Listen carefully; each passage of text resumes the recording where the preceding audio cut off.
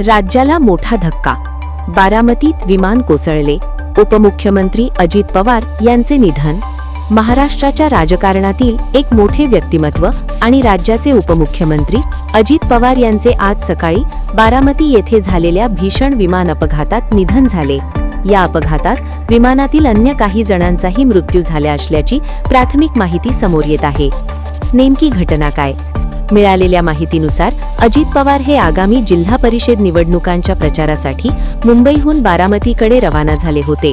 सकाळी 8:45 सुमारास बारामती विमानतळावर लँडिंग करत असताना विमानाचे नियंत्रण सुटले आणि विमान धावपट्टीवरून घसरून जवळच्या शेतात कोसळले. अपघातानंतर विमानाला भीषण आग लागली. महत्त्वाचे तपशील. अपघाताची वेळ सकाळी 8:45.